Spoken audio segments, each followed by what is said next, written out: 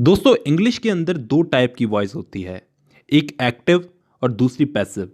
Active का मतलब हम लोग जानते हैं सतर्क रहना। कहने का मतलब सेंटेंस के अंदर सब्जेक्ट जब एक्टिव रहता है कोई काम करते हुए, मतलब सब्जेक्ट अगर खुद काम करता है तो वो होती है एक्टिव वॉइस। जैसे Mukesh writes a letter, Mukesh letter लिखता है तो मुकेश यहाँ पर एक्टिव है, मुकेश खुद लेटर लिख रहा है। मुकेश यहाँ पर सब्जेक्ट है और वो खुद लेटर लिख रहा है। अब दोस्तों इसी को अगर हम लोग पैसिव वॉइस में बदलें तो कैसे बदलेंगे? A letter is written by Mukesh, एक लेटर मुकेश के द्वारा लिखा जा रहा है। अब अगर हम हिंदी में देखें या इंग्लिश में देखें, दोनों में बात वही है, बात कुछ बदली नहीं है। कहने का मतलब यहाँ पे लेटर तो मुकेश ही लिख रहा है ना, लेकिन गौर से देखो दोस्तों, यहाँ पे बोलने का तरीका अलग अलग है। यहाँ पे हम लोग बोल रहे हैं कि मुकेश लेटर लिख रहा है, यहाँ पे हम लोग बोल रहे हैं कि लेटर मुकेश के द्वारा लिखा जा रहा है। पहले वाले सेंटेंस में तो सब्जेक्ट एक्टिव है, यानी कि मुकेश एक्टिव है।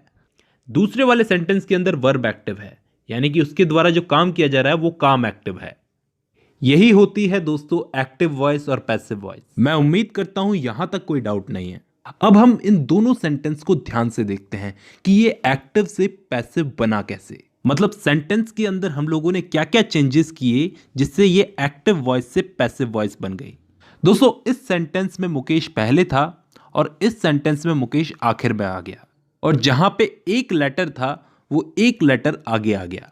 तो ये चीज तो दिमाग में डाल लो दोस्तों, ये चीज तो फिक्स है कि किसी भी सेंटेंस को एक्टिव से पैसिव बनाते वक्त लास्ट में पड़े ऑब्जेक्ट को पहले लाना है और पहले पड़े सब्जेक्ट को आखिर में ले जाना है जहां पे ऑब्जेक्ट पड़ा था। ये चीज बहुत सिंपल है, बच्चा भी समझ जाता है। तो यहां पे चेंजेस जो होंगे वो बीच में होंगे। कहने का मतलब यहां पे राइट्स बन गया इज रिटन। कहने का मतलब अगर हम सेंटेंस को एक्टिव से पैसिव में बदलेंगे तो वर्ब की फर्स्ट फॉर्म थर्ड फॉर्म में बदल जाएगी। यहां पे राइट वर्ब है तो इसकी थर्ड फॉर्म क्या होगी? रिटन। दोस्तों किसी भी सेंटेंस को हम लोग एक्टिव से पैसिव में बदलते हैं तो एक चीज और है जो यहां पे जुड़ती है, वो है ये बाय। आप एक्टिव वॉइस से पैसिव वॉइस में किसी भी सेंटेंस को बदलो, ये बाय को तो लगाना ही पड़ेगा। ठीक है, इतना समझ में आ गया। तो क्या सारे टाइप के सेंटेंस हमको ऐसे ही बदलने हैं क्या? मतलब सेंटेंस हमें पास्ट में दे दिया जाए, फ्यूचर में दे दिया जाए, सेंटेंस कंटिन्यू हो, तो ऐसे सेंटेंसेस को हम लोग कैसे बदलेंगे वो भी मैं आपको सिखा देता हूं। अब हम लोग कुछ सेंटेंसेस को बदल करके देखते हैं, हमको सब समझ में आ जाएगा। जैसे सबसे पहला सेंटेंस है ही राइट्स अ लेटर, तो इसको पैसिव में बदलेंगे तो a letter is written by him. यहां पे सारे नियम अप्लाई हो गए।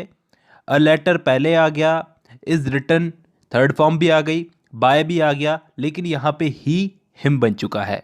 वो सब आपको पता होगा क्योंकि यहां पे सब्जेक्टिव केस था और यहां पे ऑब्जेक्टिव केस है। दूसरा सेंटेंस है he does not write a letter. अब यहां पे सेंटेंस नेगेटिव में पूछा गया है, वही नियम अप्लाई करेंगे। अ लेटर पहले आएगा, is not written by him. यहां पर डज नॉट बदलकर बन गया इज नॉट, राइट की थर्ड फॉर्म लग गई रिटन और इसके आगे बाय हिम। नेक्स्ट सेंटेंस है ही रोट अ लेटर। अब यहां पे हमें सेंटेंस में क्या चेंज दिख रहा है कि यहां पे सेंटेंस पास्ट में पूछा गया है कि उसने लेटर लिखा। अब वही नियम हम लोग लगाएंगे, a letter was written by him. यहां पे दोस्तों वाज क्यों आया? क्योंकि यहां पे वर्ब की सेकंड फॉर्म थी। वर्ब की सेकंड फॉर्म है तो हमको समझ जाना चाहिए कि सेंटेंस पास्ट में है, तो ऑब्वियसली यहां पर वाज जुड़ेगा ही। A letter was written by him. अब सामने वाला एक और एक्टिव वॉइस रखता है आपके सामने जिसमें वो पूछता है he did not write a letter. मतलब यहां पे उसने नेगेटिव में पूछा है तो अब नेगेटिव में ही इसको जवाब देना पड़ेगा। करना कुछ नहीं है, हमको नॉट लगा देना है। A letter was not written by him. अगर यही चीज हमसे कोई फ्यूचर में पूछे, फ्यूचर एक्टिव वॉइस में पूछे he will write a letter, कि वो एक लेटर लिखेगा, इसको पैसिव वॉइस में बदलो। इसमें भी दोस्तों कुछ चेंज नहीं होगा, बस विल के आगे बी लग जाएगा, बाकी सारे नियम अप्लाई करेंगे। A letter will be written by him. अब दोस्तों यही चीज उसने प्रेजेंट कंटिन्यूअस में पूछ ली, मतलब he is writing a letter, इसको बदलो, पैसिव वॉइस में। इसमें भी करना कुछ नहीं है, इसमें बीइंग जोड़ देना है। A letter is being written by him. अब यही सेंटेंस अगर पास्ट कंटिन्यूअस में पूछा गया है, मतलब he was writing a letter, past में वो लेटर लिख रहा था, इसको पैसिव वॉइस में बदलो। तो कैसे बदलोगे? इसमें भी बीइंग लगा देना है दोस्तों। A letter was being written by him. अब दोस्तों परफेक्ट टेंस में अगर इस चीज को पूछे कोई, मतलब प्रेजेंट परफेक्ट में पूछे he has written a letter, इसको बदलो। तो दोस्तों इसको सिंपली कुछ नहीं करना है, इसमें सिर्फ बीन जोड़ देना है। A letter has been written by him. और अगर पास्ट परफेक्ट में पूछे he had written a letter, इसको बदलो। तो दोस्तों इसको भी बीन लगा देना है। A letter had been written by him. तो यहां पे दोस्तों हमने टेंस के हिसाब से एक्टिव को पैसिव में बदला। लेकिन जैसा कि मैंने आपको बताया कि अलग अलग टाइप की ट्रिकी एक्टिव वॉइस सबसे पूछी जा सकती है, तो कुछ चीजें हमें यहां पे याद रख लेनी होगी कि एक्टिव वॉइस में हमारे सामने अगर डज नॉट और डू नॉट आए तो पैसिव वॉइस में हम उसको नॉट बना देंगे। एक्टिव वॉइस में वर्ब की सेकंड फॉर्म हो तो पैसिव वॉइस में हम लोग वाज वर्ब का यूज करेंगे। एक्टिव वॉइस में अगर डिड नॉट हो तो पैसिव वॉइस में वाज वर्ब प्लस नॉट का यूज करेंगे।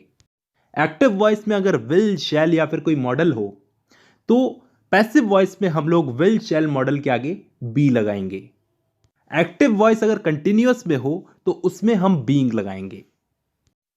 और लास्ट में अगर एक्टिव वॉइस में हैज हैव हैड ऐसा कुछ भी आए तो पैसिव वॉइस में हैज बीन, हैव बीन और हैड बीन का यूज होगा। तो दोस्तों अगर हम इन रूल्स को फॉलो करके चलेंगे तो किसी भी टाइप की एक्टिव पैसिव वॉइस हम बना सकते हैं।